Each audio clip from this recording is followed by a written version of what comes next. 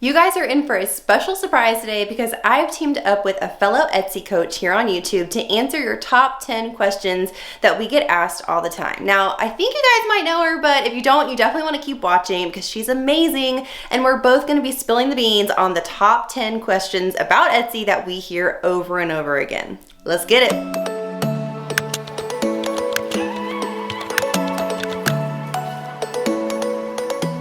Okay, I know you're dying to hear who I'm collaborating with today, so I'm not going to string it out any longer. It's none other than the wonderful Nancy Badillo. If you've never heard of Nancy before, she is a wealth of knowledge on all things Etsy and building your online business. I'm so excited to tell you guys what we're doing for today's video, but first, if it's your first time here, hello and welcome. I'm so glad you're here. I'm Kate. I'm a wife, a mom to 3 precious kiddos, and Etsy coach. So I started my Etsy shop back in 2015 and have since grown it to 6 figures and is still ranking in the top 1% of Etsy shops. I started this channel because I've learned a lot along the way and I want to help you get there too. So I hope that these tips and strategies that I'm sharing with you can help you learn how to sell on Etsy successfully and build a life you really enjoy. So for today's video, Nancy and I are answering the top 10 Etsy questions that we get asked all the time. So I'm covering 5 and she's covering 5. So once you watch this video all the way through, you're going to want to click over to her channel and watch her video to get the second half of the 10 questions.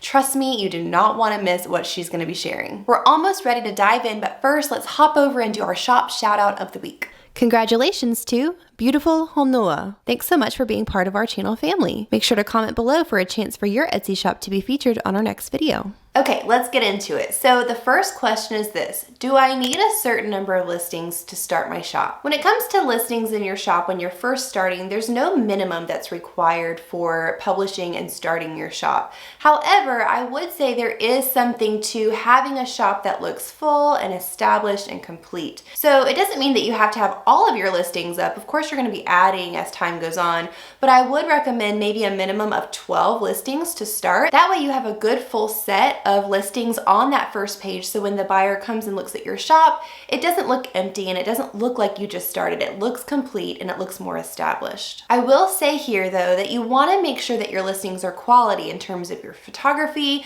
your SEO, your description, everything involved in your listing. You don't want to be just throwing up extra listings just for the sake of having more on there. You want to make sure you've done the proper work to make it a quality listing ahead of time. Having more listings doesn't automatically boost your shop in Etsy, but it does give your shop more chances to be seen by potential buyers. There's definitely a fine line here though between perfectionism and doing it right. So you want to do it right, you want to have professional quality looking listings, but don't let perfectionism come in and tell you that you need to delay and delay and delay until everything is just perfect, because let's be real, we're always leveling up, we're always improving. So once you get your first solid 12 listings, even if they're not totally perfect, go ahead and publish. Question number 2 is, how much are Etsy fees? Now I'm gonna go through the main Etsy fees, but it's important to note first here that not all of these fees apply to everyone or to every single shop. I'm gonna be going through the main ones that would apply to most people, but there are a couple that I'm not gonna hit on this video that you can definitely look up on your own if you want more specifics on them. The first fee we're gonna talk about is the listing fee. So this is a 20-cent fee for creating a new listing or renewing an old listing. It does not apply for editing a listing. Listings expire after 4 months, so when you set up the listing in the beginning, you have the choice to set it to manual renewal or auto renewal. So once the listing expires after 4 months, if it's set to auto renewal, it will automatically renew and the new listing fee of 20 cents will be taken out. The 20-cent listing fee is also taken out every time an item sells, because when an item sells, if you have multiple quantities of it, it'll automatically renew for the next buyer. The next type of fee is called a transaction fee. The transaction fee on Etsy is 5% of the price displayed plus the amount you charge for shipping or gift wrapping. So let's say you have a price set at $30, you have your shipping set at $7 and gift wrapping for $3, which brings you to a total of $40. 5% of $40 would be $2 for your fee. Fee type number 3 is advertising and promotional fees. This includes Etsy ads and offsite ads. Etsy ads are totally optional, but if you do decide to use them to boost your listings, you set your own daily budget for the amount that you want to spend each day. You can always increase or decrease this budget at any time, and you can always turn off Etsy ads completely at any time. Etsy offsite ads are a different thing. Offsite ads are the way that Etsy promotes products on different social platforms and search engines. The fee only applies to your account if the Etsy offsite ads result directly in a sale for your product. So say a potential buyer sees your listing from an Etsy offsite ad on Facebook or on Instagram, and they click on it. Etsy will charge the offsite ad fee to your account if that buyer purchases your item within 30 days of the point that they clicked on it. This is where it gets a little tricky with offsite ads. So there's two different ways it can go. It's based on the amount of sales your shop has done in the previous 365 days. So if your shop has done less than 10,000 US dollars in the previous 365 days, you can opt out of offsite ads at any time. The only time you can't opt out is if your shop ever goes above $10,000 in sales in 365 days. The percentage of the fee also depends on how much your shop has made in that previous 365 days. So if your shop is still under that $10,000 threshold,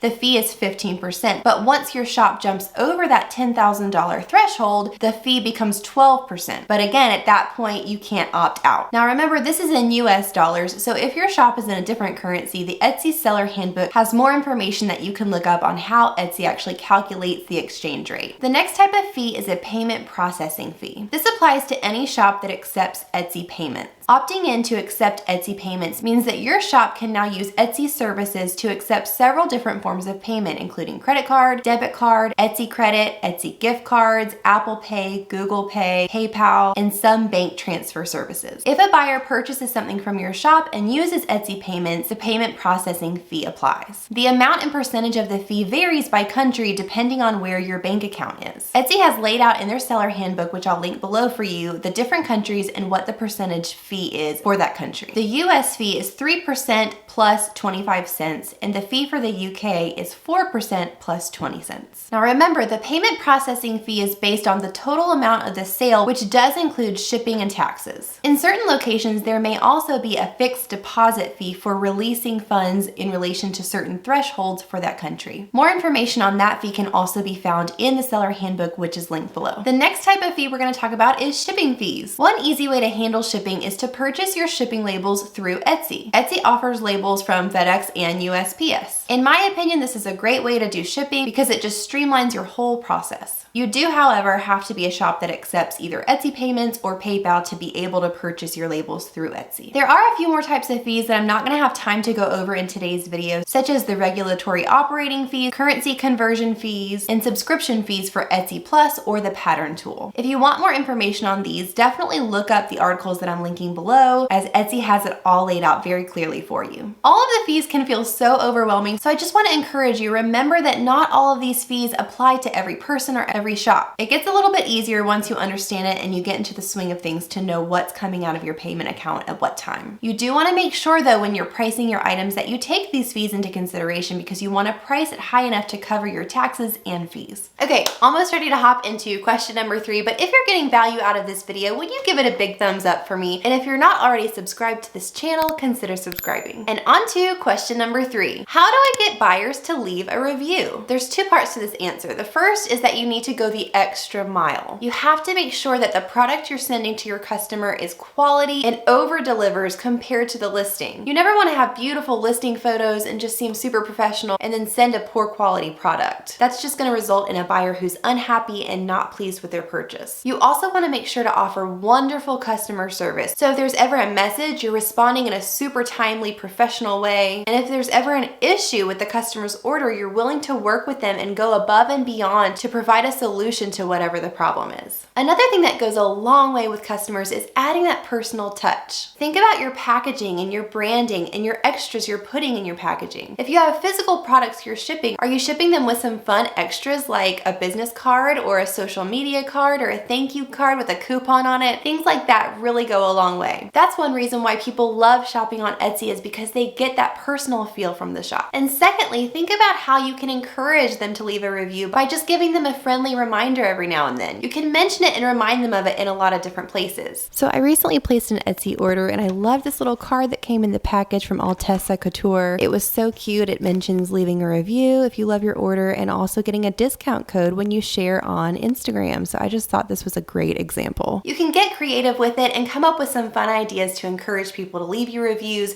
but just remember, you never want to be pushy or naggy about it. All right, moving on to question number 4. What do I do when I'm getting views but no sales? So in this case where you're getting views but little to no sales, they're obviously finding your shop, they're not having a hard time finding you, but there's some reason they're not completing the transaction. So your job is to be as objective as possible, looking at both your shop as a whole and your individual listings to figure out what is it that's blocking that potential buyer from completing the purchase. Start by looking at your shop as a whole. Is your branding complete? Do you have a professional looking logo and banner and profile picture? Do you have enough listings on your first page to seem full and complete and established? Do you have some good reviews that can serve as social proof to your buyers that people have been pleased in the past with their purchases? Do you have your about section and your policies all filled out? Do you have a clear and specific niche? And is your product style current and trending, or is it outdated? These are some questions you can ask yourself about your shop as a whole to figure out if there's anything within your shop that you can level up and improve upon. If you feel like you have all of these down and everything's good, then move on to analyzing your specific listings one by one. Some questions you can ask yourself when you're analyzing your listings are, is your price point competitive? Are your photos good quality and in good lighting? Do you offer any personalization or customization options? Do you offer free shipping? And if not, is the shipping cost reasonable? Are you giving enough information in the description about the product for the buyer to feel comfortable knowing what they're purchasing? If you're unsure on the answers to some of these might be good starting points to level up and improve those individual listings to give yourself more of a chance to make that sale. And our question number 5, how do I get return customers? So to increase your chances of a buyer coming back a second time to make another purchase, you want to leave them wowed from their first purchase. You want to make a stellar impression from start to finish, and you want to over deliver on everything you've promised. You want to make an impression so that they remember you. One thing you can do to give them just a little bit of incentive to come back is to offer them a thank you coupon. So there's a place in your Etsy settings where you can set up a thank you coupon. You can decide on a certain percentage or a fixed dollar amount off that you want to offer them if they come back for their next purchase. You also want to have your shop optimized with links for them to follow through to connect with you on social media or an email list. There's a lot of places you can mention your social media or your email list, like in your shop announcement, on your about page, on the packing slip that you send with the package, or any extras like a business card or a postcard that you include in the box. You always want to have the mentality of optimizing your shop and your listings and the whole customer experience to bring them back as return customers. You never want to let it be just a one and done purchase. If you give the customer a great experience, deliver a quality product, and give them great customer service, you're well on your way to having a customer for life. Now, if you've got your shop going and you just feel stuck or you don't really know what to do next to level up, I do offer an Etsy shop critique that you might be interested in. Basically, I review your shop and critique your shop in a video format. So I email you the recorded video of your shop critique, giving you tips and pointers and strategies for different specific things in your shop and your listings that will take you to that next level. You also receive a PDF guide of action steps so you can easily remember what steps to take next. You'll also get my email address in case you need any clarification from anything I talk about in the review, or if you have any follow-up questions for me. If you're interested in that shop critique, it'll be linked below, and I would be thrilled to walk the journey with you.